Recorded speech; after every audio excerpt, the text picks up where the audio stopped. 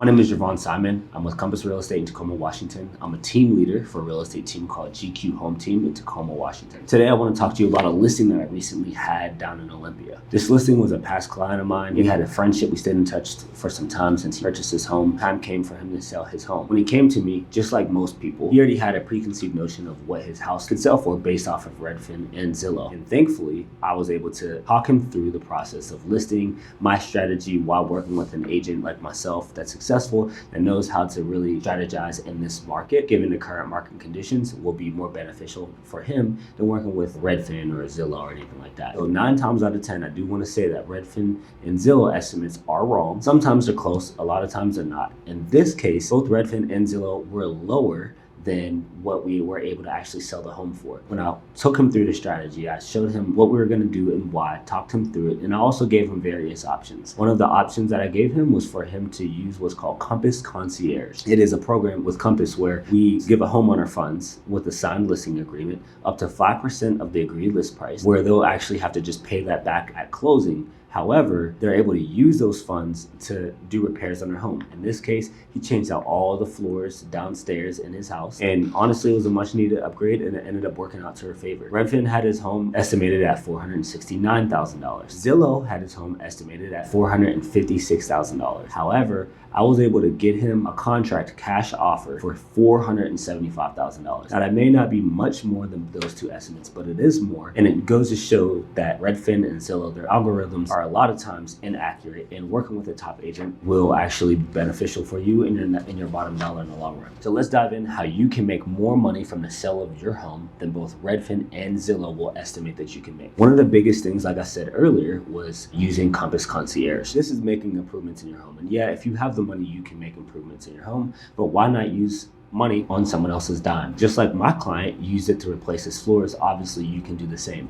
You can also do it to replace your carpet. You can do it to replace your countertops. You can get a completely new kitchen, appliances, anything like along those lines that you want to do. You can also use it to pay for staging. Staging on average increases how much your house will sell for by up to 10%. So this is something that could be beneficial to you in your bottom line. You can also use Compass Concierge to actually do repairs. So if we get into a transaction and the buyers are asking for some repairs to be done, you can do it. Some of the other things that you can do are service the furnace, service the air conditioning unit if you have one, if you're lucky to have one in Washington State, pump the septic tank, and do any various tasks that a contractor would need to come and do or that you may need to have done to the house prior to closing. Another thing that Redfin and Zillow don't tell you is why your home may sell for a certain price, which is honestly usually not accurate. In order to get that price, you do need to have a strategy. What a lot of these homeowners who look at those prices don't understand is that you need to have a strategy in order to list your house. There's another video that I did earlier